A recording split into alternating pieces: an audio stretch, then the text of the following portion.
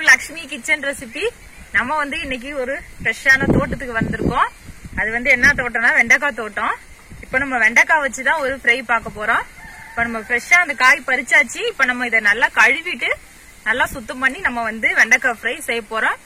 வாங்க எப்படி செய்யலாங்கிற பார்க்கலாம். அதுக்கு முந்தைய என்னோட வீடியோவை ஃபுல்லா பாருங்க. வீடியோ பிடிச்சிருந்தா ஒரு லைக் பண்ணுங்க, ரொம்ப பிடிச்சிருந்தா சப்ஸ்கிரைப் பண்ணுங்க.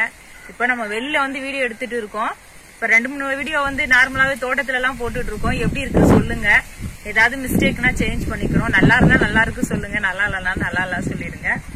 வீடியோ எப்படி இருந்தது சொல்லுங்க. இப்ப வாங்க நம்ம சமைக்கலாம்.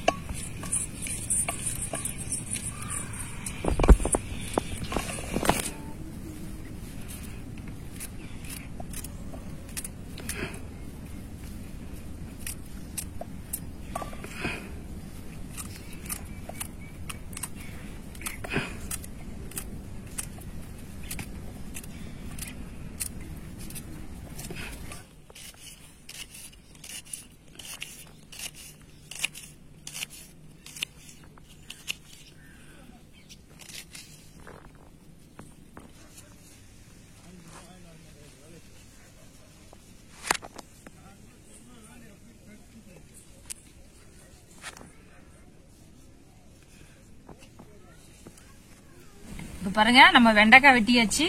வெங்காயம் தக்காளி எல்லாமே வெட்டி வச்சிட்டோம். இப்ப நம்ம வந்து வெண்டைக்காய் செடி தோட்டத்திலேயே நம்ம வந்து வெண்டைக்காய் ஃப்ரை சூப்பரா பண்ண போறோம். அதுக்காக தான் அந்த தோட்டத்து பக்கத்திலேயே உட்காந்து நான் பண்ணிட்டு இருக்கேன். அடுப்பும் பத்த வச்சாச்சு, சட்டி வச்சாச்சு, சட்டி ஹீட் ஆயிடுச்சு. இப்ப நம்ம செய்ய ஆரம்பிச்சிடலாம். பாருங்க நம்ம சட்டி ஹீட் ஆயிடுச்சு. நம்ம ஆயில் சேர்த்துக்கலாம். ஆயில் ஹீட் ஆகட்டும், நம்ம வெயிட் பண்ணலாம்.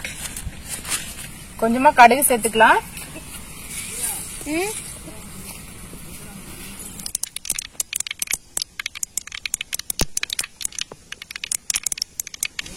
கொஞ்சமா சீரகம் சேர்த்துக்கலாம்.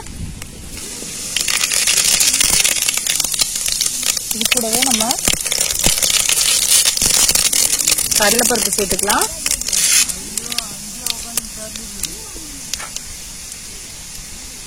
கொஞ்சமா பூண்டு வந்து நசுக்கி வச்சிருக்கோம், அதையும் சேர்த்துக்கலாம். ஒரு ஃப்ளேவருக்கு தான் இந்த பூண்டு சேர்க்கிறோம், ஆனா நல்லா இருக்கும். இப்போ நம்ம கருவேப்பிலை சேர்த்துக்கலாம்.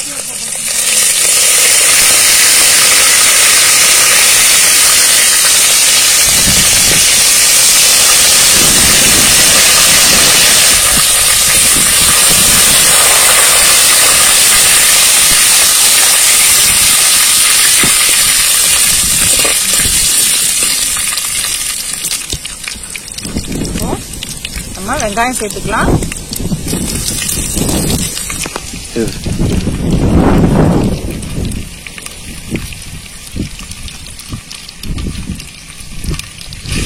ஏதோ ஒரு நம்பிக்கையில நாங்க தோட்டத்திலே வச்சு ஃப்ரை பண்ணலான்னு வந்துட்டோம்.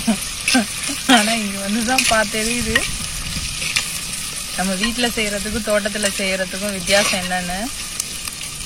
வீட்டுலலாம் நார்மலா வெண்டைக்காய் வெட்டுவோம், தக்காளி வெட்டுவோம், கேஸ் ஆன் பண்ணி அப்படியே செய்திருவோம். இப்போ நம்ம தக்காளி சேர்த்துக்கலாம்.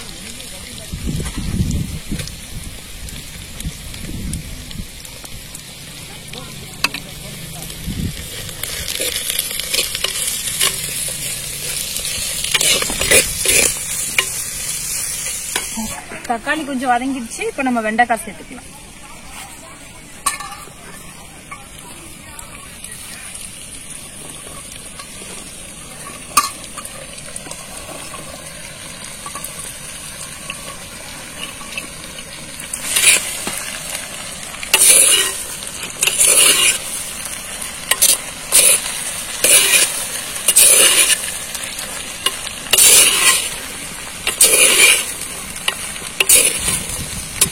இப்போ காய்க்கு தேவையான அளவுக்கு கொஞ்சமா சால்ட் சேர்த்துக்கலாம்.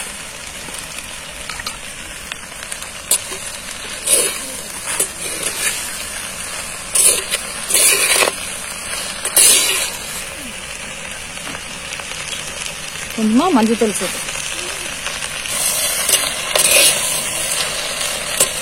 இப்போ பாருங்க, இந்த வெண்டைக்காயில நார்மலாவே ஒரு வழவழப்பு தன்மை வருது பாருங்க.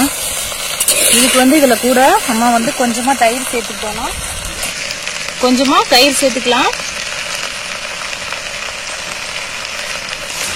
எதுக்குன்னா இந்த பாருங்க, வெண்டைக்காயில ஒரு வழவழன்னு இந்த வழவழப்பு தன்மைக்காக வேண்டி நம்ம தயிர் சேர்க்கிறோம். இந்த தயிர் சேர்த்து செய்யும் போது வெண்டைக்காயில இந்த வழவழப்பு எல்லாம் போயிடும். காயும் நல்லா தயிர் கூட சேர்ந்து நல்லா மிக்ஸ் ஆகி அதுல ஒரு வித புளிப்பு தன்மையோட நல்லா இருக்கும் அதை சாப்பிட்றதுக்கு.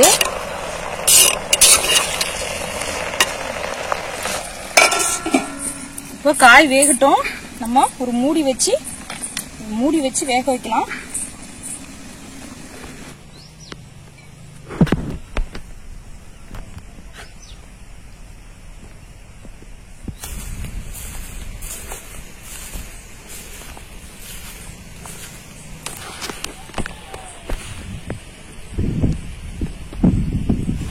இப்ப நம்ம 5 நிமிஷம் ஆயிருக்கு. வெண்டைக்காய் நம்ம தயிர் சேர்த்ததுனால எப்படி இருக்கு பாருங்க. கொஞ்ச நேரத்துலயுமே அந்த வழவழப்பு தன்மை எல்லாம் போயிட்டு காய் 3/4 பங்கு வெந்திருக்கு. இப்போ இந்த ஸ்டேஜ்ல நம்ம கொஞ்சமா சாம்பார் பொடி சேர்த்துக்கலாம். இது வீட்லயே அரைச்ச தூள், அதனால இது மட்டுமே போதும்.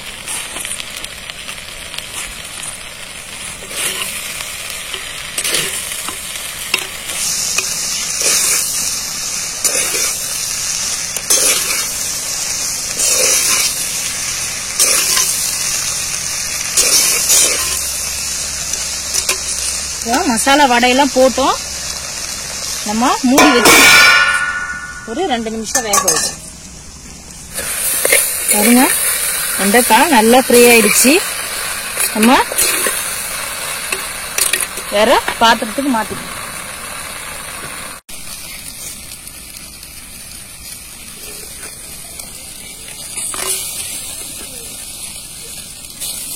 இப்ப பாருங்க, நம்ம ஒரு வழியா வெண்டைக்காய் பறிச்சு வெண்டைக்காய் தோட்டத்திலேயே வச்சு சூப்பரா வெண்டைக்காய் ஃப்ரை செம்மையா ரெடி பண்ணிட்டோம். ரொம்ப சூப்பரா வந்திருக்கு. நீங்களும் ட்ரை பண்ணி பாருங்க. இதே மாதிரி ஒரு வாய்ப்பு கிடைச்சா இந்த மாதிரி வெண்டைக்காய் தோட்டத்திலே ஃப்ரை பண்ணி சாப்பிட்டு பாருங்க. ரொம்ப சூப்பரா இருக்கும். ஃப்ரெஷ்ஷா பறிச்சு இங்கேயே செய்திருக்கோம். சூப்பரா வந்திருக்கு. உங்களோட ஃபீட்பேக்கை எனக்கு கமெண்ட்ல சொல்லுங்க. என்னோட வீடியோ பிடிச்சிருந்தா எனக்கு ஒரு லைக் பண்ணுங்க, ரொம்ப பிடிச்சிருந்தா சப்ஸ்கிரைப் பண்ணுங்க, பக்கத்துல உள்ள பெல் பட்டனை கிளிக் பண்ணுங்க, ஃப்ரெண்ட்ஸ் ரிலேட்டிவ்க்குலாம் ஷேர் பண்ணுங்க. தேங்க்யூ ஃபார் வாட்சிங். உங்கள் லக்ஷ்மி. நன்றி, வணக்கம்.